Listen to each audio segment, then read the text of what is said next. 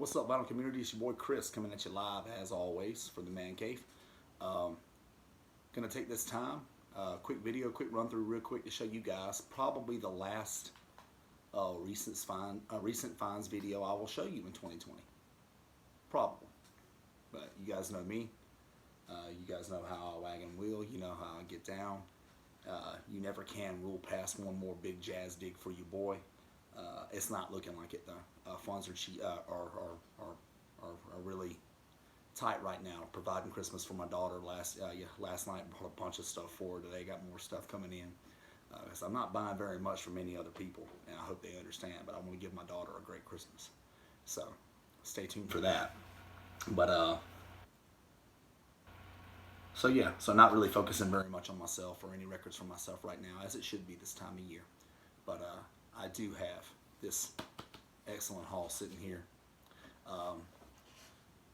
that I'll run through real quick. It's for a change. A lot of times I'll do my videos, my record store videos, and then I'll show you guys also what I found in that record store trip. But I'm assuming in this one that you guys were watching the last record store dig post. I'm going to assume that this time. So I'll be showing you guys records you've never seen before. So any of you guys who watch every single one of my videos, which is like 4 of you, you're going to be seeing records you've never seen before on my channel. So anyway, for any of you guys, if it's the first time you've ever seen me here, hello. Nice to see you.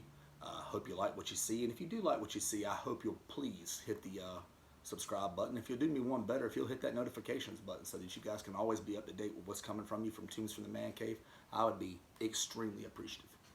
Extremely appreciative. Again, you don't have to. You might not like anything you see here, but if you do, take your time, hit that subscribe, hit that notifications. I would be, man, I'll sing at your wedding, dance at your funeral, or is that the other way around? I don't know. Anyway, so let's get into the video. First of all, the very first record's going to shock probably everybody on my channel, but I am a big Taylor Swift fan. Always have been, ever since she first came out, ever since I first heard Tim McGraw. Ever since, I always thought she was a lovely lady, a wonderful songwriter, a great artist, and a great role model to young girls. I always thought so. And so because of that, I buy all her records. So I remember, it's probably been like a year ago, I don't know, she announced her Folklore album. I think it was earlier this year, like May or June. Anyway, she announced it, and the reviews it was rave reviews, and I was like, awesome. Like, I want to hear it, but I want to hear it on vinyl. And so I'll go to her website, and it's got pre-order, ships in 16 weeks. So it was like 16 weeks from June. It's like I can wait 4 months to hear her album on vinyl, because I like to hear everything on vinyl. I only stream stuff that I've heard a million times. That's usually me. I don't usually stream to find out what's good. I don't. I usually, if I think I'm going to know it's good, then I want to hear it on vinyl. Streaming is for all the classics. It's all for all the stuff I've heard a million times. For hooking the phone up to the Bluetooth speaker at work. That's what streaming's for to me. Everybody's got their own definition of what they use streaming for. But anyway, I decided to pre-order that album. Like, I can wait 4 months. Guys, I ordered in June. It got here last week. It's Taylor Swift's Folklore. It hasn't been opened yet, as you guys can see, still sealed. My plan is to listen to it sometime this weekend. It'll be the first time I've heard the album. The only thing I've heard off of it so far is the lead single, Cardigan. That's all I've heard so far. But I really liked what I heard. And again, I couldn't avoid it because it came on the radio. It came on Sirius Satellite. So, but anyway, her website offered like 4 or 5 different cover variants.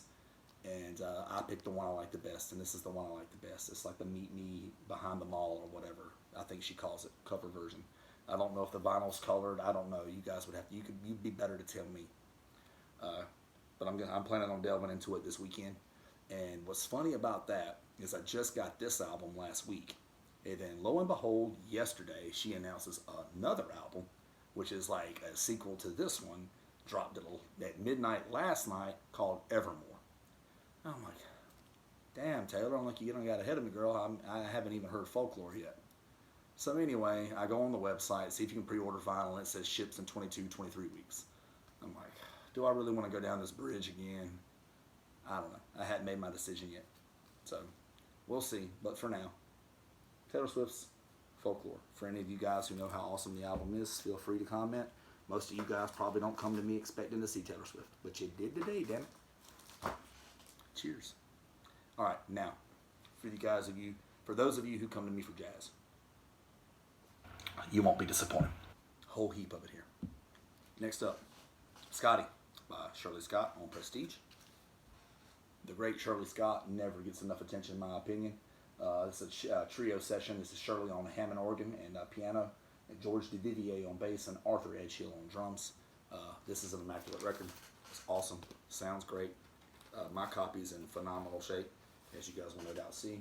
This is Trident, Blue Trident label. Awesome stuff. Great shape. Again, Shirley Scott. Often when you hear Shirley Scott brought up, unfortunately, it's for being the wife of Stanley Turrentine, the great Stanley Turrentine, who I love. But she was a great artist all on her own, and she deserves all the attention she can get. Next up, Jazz Crusaders at the Lighthouse Pacific Jazz Records, Will Felder, Nesbert Hooper, Wayne Henderson, and Joe Sample. It's great stuff. It's on Pacific Jazz again. Phenomenal album. Next up is one that I just took a run at. I like the cover, and my boy Marcus, who sold it to me, pushed it to me as being a good record. And again, I love the album cover. Joe Bushkin, I get a kick out of Porter. And you see the guy, the airplane, Joe up top. It's just it's a kick-ass album cover, and I really dig it. It's on Capitol, piano and orchestra record, and my boy Marcus had told me that it really is a great record, and so I mean, hey, I'm gonna give it a shot, but it's his tribute, if you will, to the great Cole Porter. I'm sure you guys probably put that together from the album title. I get a kick out of Porter, but that's pretty much what it is. And I'm looking forward to hearing it. I'm not familiar with Joe Bushkin or his work or that album. I'm just not, but I'm going to get familiar. Next up, The Chase. Gene Ammons and Dexter Gordon. How you guys like them apples? Gene Ammons and Dexter Gordon recorded live, North Park Hotel, Chicago, Illinois. It's on Prestige. So, you guys, no doubt, know what's coming up with that. Didn't have that set up the way I wanted it. It's like a purple label, but it's a later release. It's Gene Ammons on tenor, except on A2, Dexter Gordon on tenor, except B2, Jody Christian, John Young, Rufus Reed, Cleveland Eaton, Wilbert Campbell, Steve McCall, and V.I. Red. And this was recorded July 26, 1970, which is no doubt a date you weren't expecting to hear. But as you could tell from the album cover, Gene and Dex themselves were advanced in years at the time. But I don't give a damn. I would listen to these two guys play outside of a phone booth, inside of a phone booth, in an Uber, in anything. A taxi cab in New York City, I don't care. You sign me up, I'll listen to these guys play, especially if they're playing together. I've never heard this session before, but Marcus, my friend who sold it to me, just all he had to do was throw out Gene Ammons and Dexter Gordon. Signed, sealed, delivered. I'm yours. Next up, Sonny Stitt and Style with Barry Harris, George Duvivier, and Jimmy Cobb. So that's already a great lineup. Already. Awesome stuff. Killer record. And as you can see on the back cover, Sonny Stitt is himself in the advanced years by the time this comes around. You can also see this disgusting shrink wrap. Hideous stuff. Let me get this off of here. Oh man, it's even stuck right here. I hope I don't mess up the cover. Ooh. Man, see guys, the shrink wrap has been on here so long that I literally had to be very gentle with how I pulled it off the corners. Anyway, so Muse Records, 1982 released. Sonny Stitt recorded so much music on so many labels, guys. It's insane. And I'm here to tell you almost every single one of them, well, in my opinion, every single one of them are worth it, or worth your while in some way, shape, or form. Sonny Stitt, the name, is almost worth a blind buy, to be completely honest with you. Especially for this one, which I consider to be cheapy. Next up is Hot Cargo, Ernestine Anderson. So this is going to be some vocal jazz for you guys. As you guys know, I don't buy much. Matter of fact, last week, unfortunately for me, traded a couple to get the Miles Davis OG and the Art Blakey OG. I traded the couple I didn't want to trade. I traded the Helen Merrill and I traded Sarah Vaughan. I didn't want to, but I knew I could get money for them, and I know I don't listen to my vocal jazz as much as I do my non-vocal jazz. But got myself a vocal jazz record back. It's Ernestine Anderson with Harry Arnold and his orchestra, and it's great stuff, and it's on Mercury Records. And my aim is to get both the Sarah Vaughan and the Dina, the Sarah Vaughan and the Helen Merrill back, excuse me. If my boy John Galdieri from New Jersey is watching this portion of the video, he's no doubt like, you traded to Sarah Vaughan. He loves Sarah Vaughan. I did, John. Calm down. I'll get another one. Don't worry about it. Next up, West Coast Jazz Concert. And just listen to some of the names I'm going to throw at you guys on this one. It's Dexter Gordon, Barney Kessel, Wardell Gray, Sonny Chris, Hampton Halls, Harry Babison, and Howard McGee. So for the seasoned jazz listener, these are all names you would have heard before. For the novices, you see the names. You got to get them into your life. Just trust me when I tell you, it's great stuff. Next up, Dick Morgan, an exciting new piano store recorded live in Washington, D.C. at the Showboat. Now, that's the name of a club for you. And great album. I had gotten my intro to Dick Morgan from my boy Marcus, who also sold me this one early in the year. I'd never really heard of him, but it was a trio session. You guys saw it on my video if you remember back. Great session. I loved it. Loved it for a late night and a great glass of single malt. I loved it. It's on Riverside, Splat Out. I always love showing you guys any Riverside. My boy,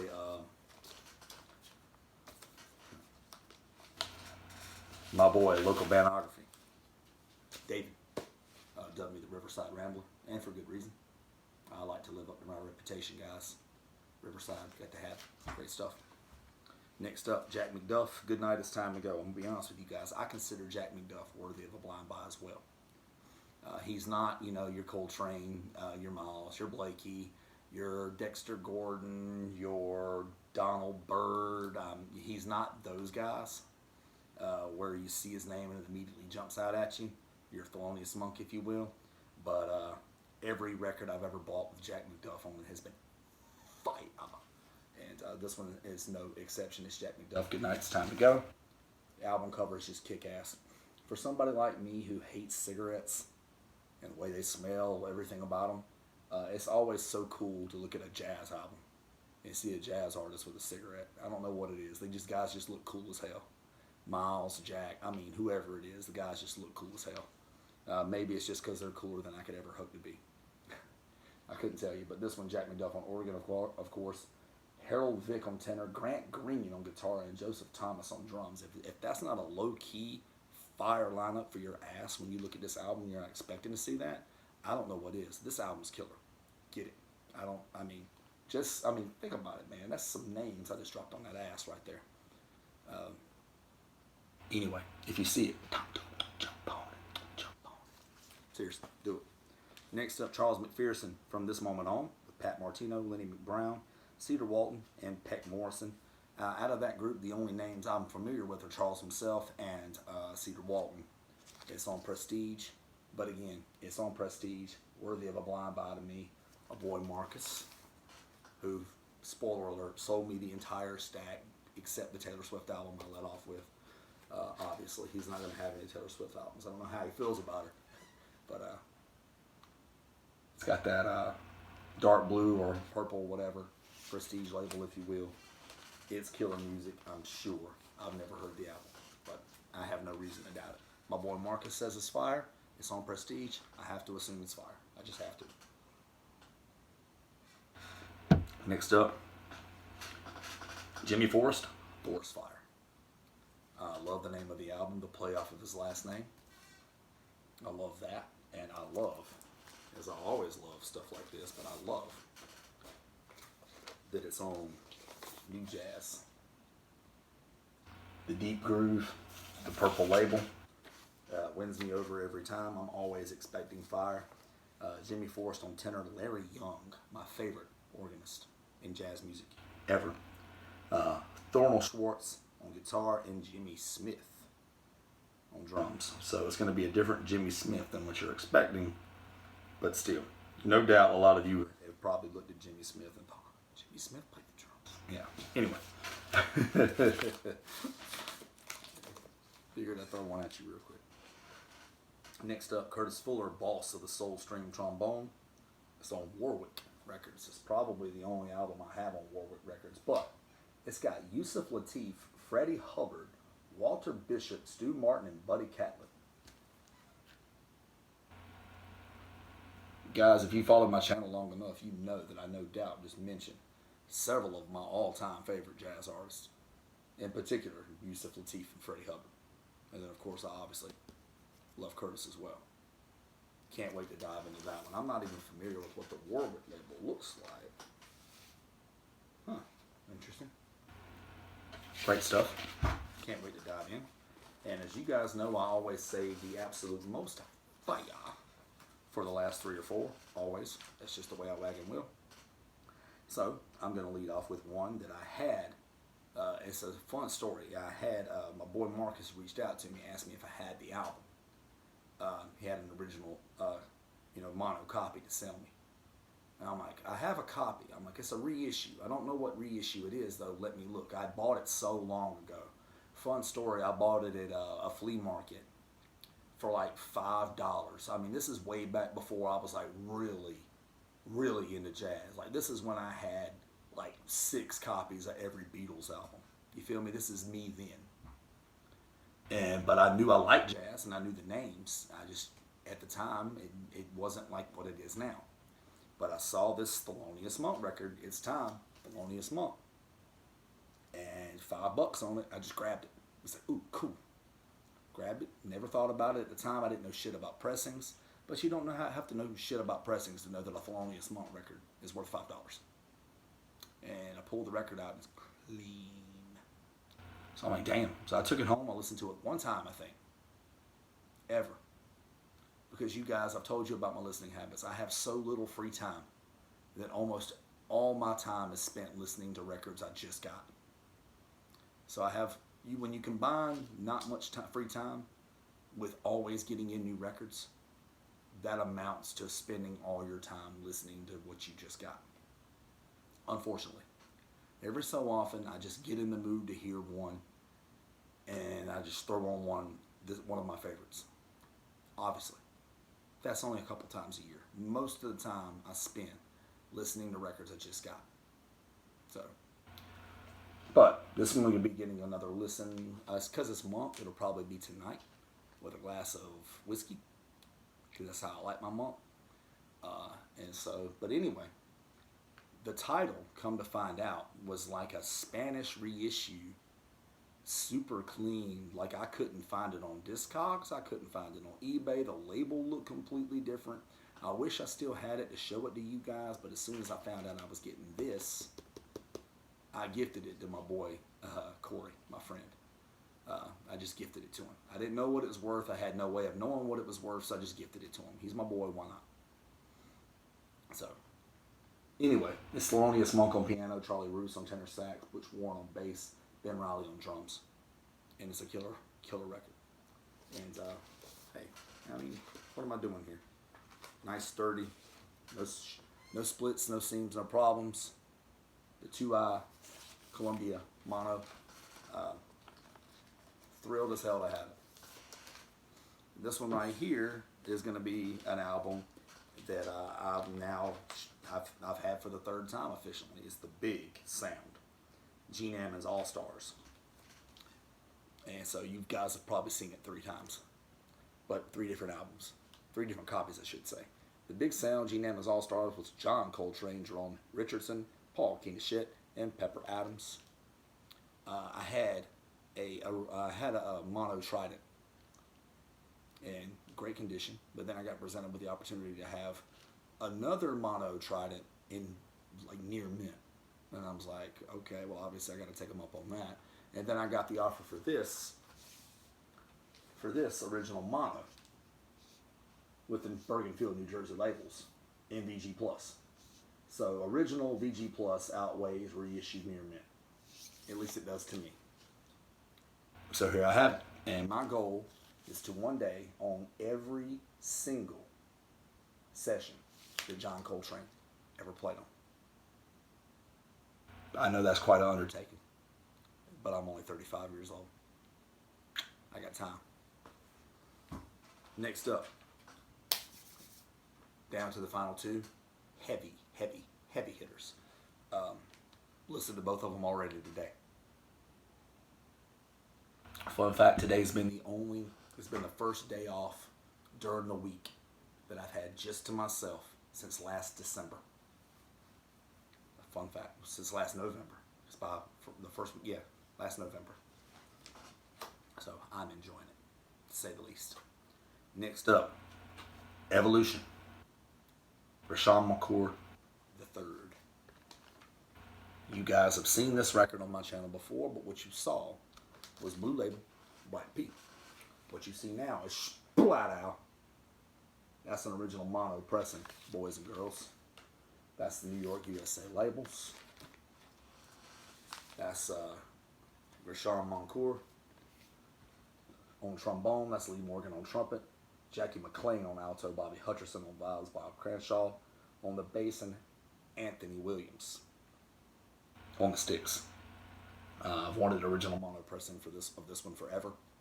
Have it. Spun it earlier today. More than worth the upgrade. So glad I got this. The back is not quite as clean as I'd have liked it. The seams were split, which means I got it cheaper. But as you guys can see, a couple of seams easy strips took care of that problem for me. So it just looks like a solid copy of an original mono pressing of an all-time classic jazz album. Again, played it earlier today. It's more avant-garde type style leaning jazz, obviously. And what makes it cool about that is it's a session like that features Lee Morgan. Lee Morgan, obviously, definitely known as one of the forefronts of hard bop. But great stuff, guys. Got to get it into your life. I'm thrilled to have it. My last copy of it on the way to my boy Corey. Hope he's happy with it. Next up is what I considered the granddaddy of the package. But it's really one and 1A with Evolution. Is Hank Mobley, The Turnaround. This is an original stereo pressing. This one had no splits, no seams, no problems. Somebody decided to write their name on the front of it. Tally, Terry, Tony, whatever. Someone's not a very great, their penmanship's not the best, if you will. No writing on the back. Phenomenal. I'm focusing on all the wrong things right now. First of all, got to show you original stereo label. Splat Out. Super cool. And I couldn't be happier to have it. And what you're talking about here is you're talking about two different sessions that make up this one album. You're talking about a session, I think, in March of 63, and then another session in February of 65. I might have the March and February mixed up. It's possible. It's very possible. But you're talking about the lineup credited on the front cover is Freddie Hubbard on trumpet, Hank Mobley on tenor, Barry Harris on piano, Paul Chambers on bass, and Billy Higgins on drums. And you can find that lineup on track 1 of side A and the entire B side. And again, they're featured right here on the front. Standard blue note. And on the remaining tracks, which are tracks 2 and 3 of side A, you find Donald Byrd on trumpet, one of my all-time favorites, Hank Mobley on tenor, Herbie Hancock on piano, Butch Warren on bass, and Philly Joe Jones on drums. So right there, you're talking about two unbelievable lineups to make up this one album. 2 sessions, 2 great lineups, one killer of a freaking album. And I've always held off on reissues. I've had a bunch of opportunities to buy reissues of this album over the years. I'm like, you know what? Let me hold off. And my holding off paid off about a month ago when I bought this off my boy Marcus. And I've had it for about 2 weeks. In 2 weeks, I've sat here and looked at it, just sitting here in the man cave thinking, one day, it's coming. And then yesterday when I got told by my boss I'd have today off, kind of glanced in here last night, looked at the girl here, and it was like, tomorrow. going down. And I got to tell you guys, I was not disappointed even in the least. It sounds phenomenal. So anyway, that's it. As you guys know, I always tend to save the absolute big dogs for the very end. And gonna have some more videos coming at you guys here soon. I got a couple ideas in my head. The end of the year has gotten slow. At my company, we build commercial pools, not residential pools. So don't nobody ask me to give you a quote on a pool. I can't do it unless you got about $200,000. That's the kind of pools we build. It's guaranteed there'd be at least one person being like, hey man, what kind of price? No, I can't. If you got about 200 grand, I can give you a number. Anyway, but that's what we do, and it's December. So, and COVID's going around. And so a lot of these schools and yacht clubs and everything that we send our pools to are empty. So they don't exactly want our pools right now. So things are getting slow. I still have my job. That keeps going, but my hours have been cut. So you guys will probably see more videos from me. I'll have a little bit more time. So plus I get to talk to you guys more often. Negative is I'm uncertain about the future of my job right now. So, but anyway, I'll make it work. So till next time, till next video, which will be before Christmas, so I don't feel the need to tell you guys Merry Christmas and everything right now. Keep dropping that needle, you guys.